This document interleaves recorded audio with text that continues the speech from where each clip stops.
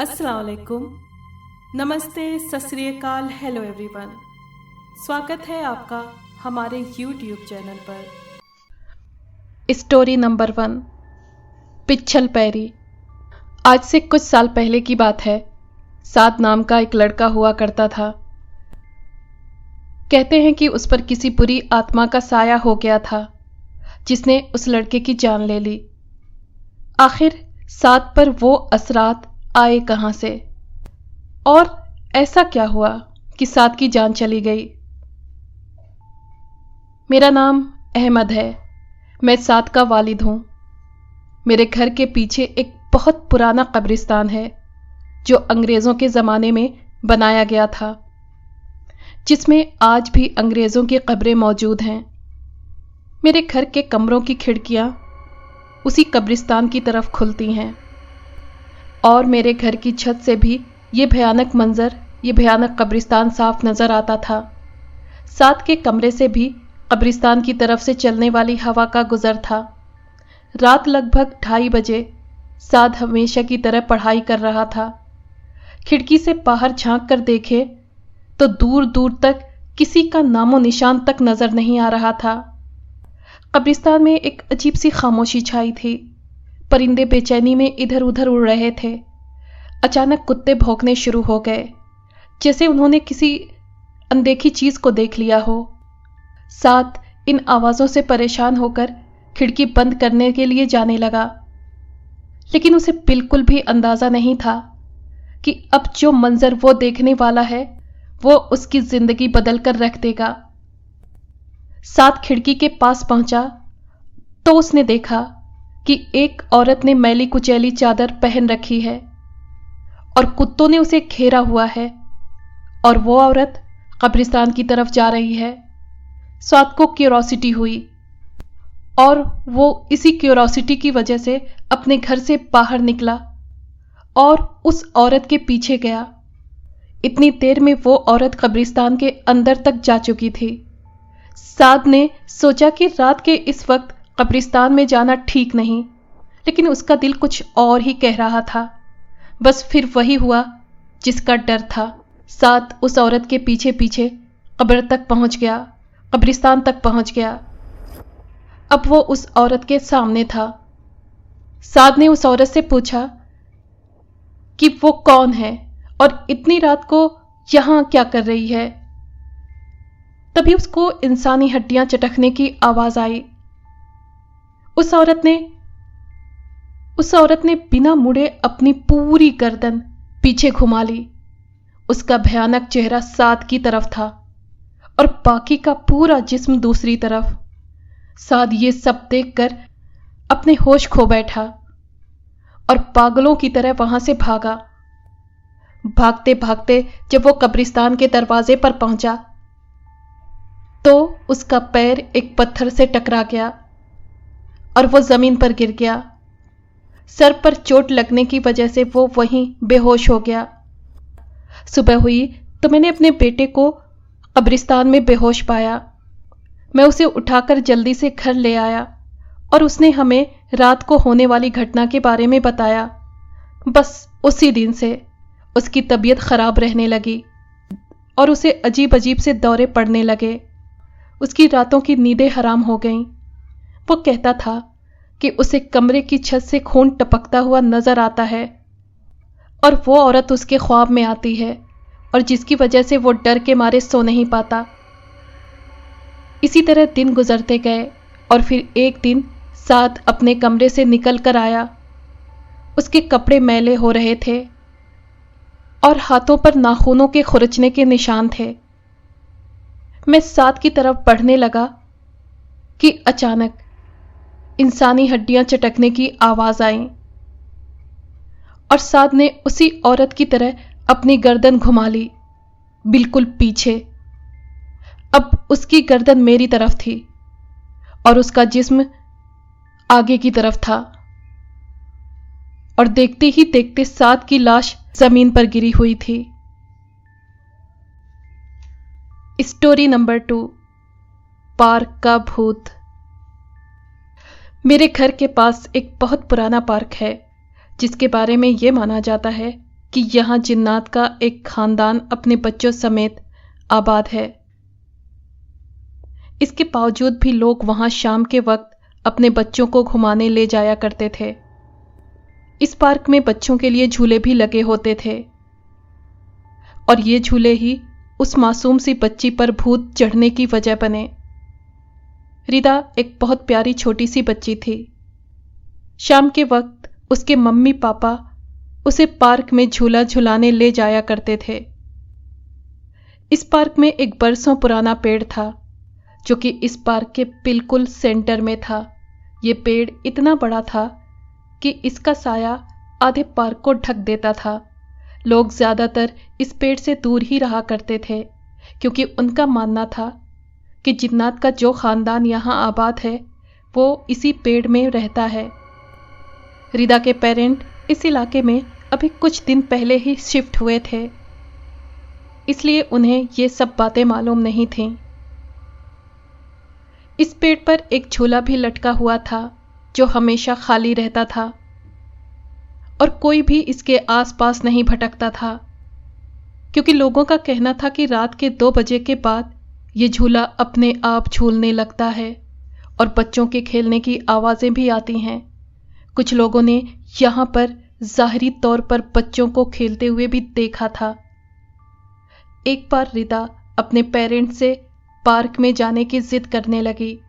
रात के 2 बज रहे थे।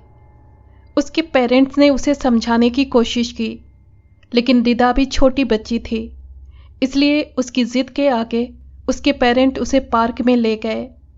उस वक्त पार्क बिल्कुल खाली था। वहां हर तरफ अजीब सी खामोशी थी।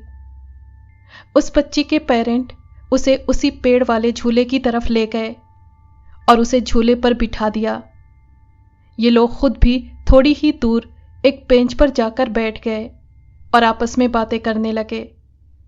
रिदा की मां ने उसकी तरफ देखा तो उन्हें एक बच्ची सफेद कपड़ों में दिखाई दी जो रिदा के पीछे खड़ी हुई थी और उसे झूला दे रही थी।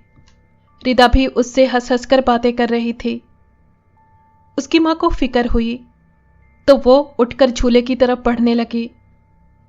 उसके दिमाग में बस एक ही ख्याल आ रहा था कि रात के 2 बजे पार्क में कोई भी नहीं है तो ये छोटी सी बच्ची यहां कैसे आई। रिदा की मां थोड़ा ही करीब पहुंची थी कि वो बच्ची पेड़ के पीछे चली गई और जब वो वहां पहुंची और उसने पेड़ के पीछे देखा तो वो बच्ची गायब हो चुकी थी। रिदा की मां ने उसे फौरन झूले से उतारा और गोद में उठा लिया और डरते हुए वहां से तेज तेज कदमों से अपने हस्बैंड के पास जाने लगी। उसका खौफ से पीला पड़ा हुआ चेहरा देखकर उसके हस्बैंड ने वजह पूछी तो उन्होंने सारी बात बताई। वो लोग बहुत परेशान हो गए और फौरन वहां से अपने घर आ गए। कुछ दिन बाद रिदा के कमरे से हंसने की और बच्चों के खेलने की आवाजें आने लगी और रिदा के पेरेंट ने कई बार उसे अकेले किसी से बातें करते हुए देखा, लेकिन उन्हें वहां कोई नजर नहीं आता। रिदा से पूछने पर वो एक ही जवाब देती थी कि ये मेरे नए दोस्त हैं। उसके पेरेंट अब बहुत ज्यादा डर गए थे। उन्होंने एक भूत उतारने वाले बाबा को बुलाया तो उस बाबा ने उन्हें बताया कि बच्ची पर आसेब का साया हो गया है और ये साया उसे पार्क से चढ़ा है। और क्योंकि रिदा अभी बच्ची थी इसलिए उसने आसेब को अपने बहुत करीब कर लिया है और अब ये आसेब सारी जिंदगी उसका पीछा नहीं छोड़ेंगे। रिदा के पेरेंट ने बहुत कोशिश की कि वो ठीक हो जाए और किसी तरह आसेब उसका पीछा छोड़ दें। वो उसे हर पीर बाबा के पास लेकर गए। आज रिदा 12 साल की हो गई है और इस बात को 6 साल गुजर चुके हैं, लेकिन आज भी रिदा अपने आप से हवा में बातें करती है और उसके रूम से बच्चों के हंसने की और खेलने की आवाजें आती हैं और ये हमेशा रात के 2 बजे के बाद ही होता है। Story number 3, haunted cottage. इस दुनिया में भूत, जिन्नात और बदरू हैं। अपनी अधूरी ख्वाहिशों को पूरा करने के लिए या फिर अपना बदला लेने के लिए इंसानी दुनिया में आने का रास्ता ढूंढती रहती हैं कि किसी तरह इंसानों पर हावी होकर अपना अधूरा मकसद पूरा कर सकें। ये कहानी आदिल और सना के साथ पेश आने वाले हादसे की है। वो लोग हनीमून मनाने शिमला जा रहे थे। सारी तैयारी पूरी हो चुकी थी और वो लोग अपना ज़रूरी सामान लेकर बाई रोड शिमला के लिए निकल गए। रात काफ़ी हो चुकी थी और हाईवे पर उनकी कार के अलावा कोई भी कार नहीं थी। रोड के दोनों साइड घने जंगल थे और वीरान सड़क पर बस ये दोनों अपनी कार में थे। आदिल और सना एक दूसरे से बात कर रहे थे। आदिल का ध्यान रोड की तरफ से हट गया। अभी ये लोग बात ही कर रहे थे कि उनकी गाड़ी से कोई चीज़ टकरा गई। आदिल और सना अचानक से चौंक जाते हैं। आदिल कार को साइड में पार्क करता है और कार से उतरकर देखता है। वहां एक काली बिल्ली उनकी कार के नीचे आ जाने के कारण मारी गई थी। आदिल और सना उस बिल्ली की लाश को उठाकर वहीं जंगल में दफना देते हैं। ये लोग उस बिल्ली को दफनाकर थोड़ी ही दूर जाते हैं कि उनकी गाड़ी खराब हो जाती है। रात अंधेरी, हर तरफ सिर्फ जंगल ही जंगल और सन्नाटा। सना को डर लगने लगता है और वो कहती है कि क्यों ना पैदल चलकर कोई कॉटेज या होटल तलाश करें ताकि वहां रात गुजार सकें।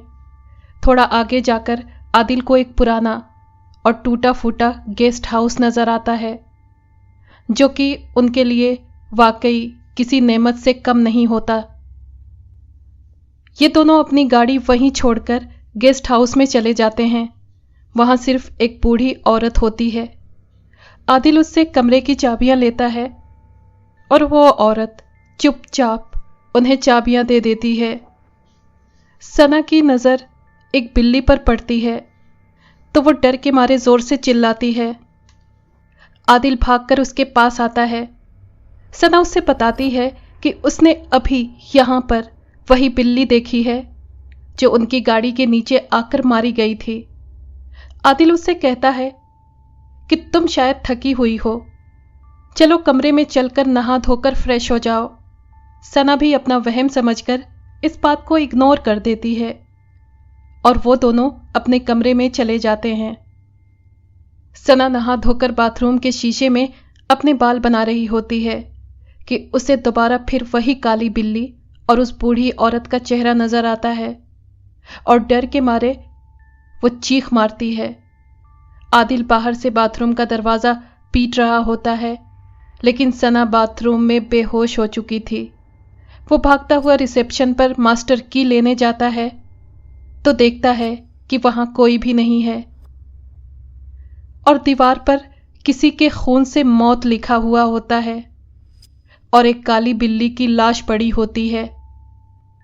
ये सब देखकर आदिल पीला पड़ जाता है। वो घबराकर सना को लेने दोबारा कमरे की तरफ भागता है।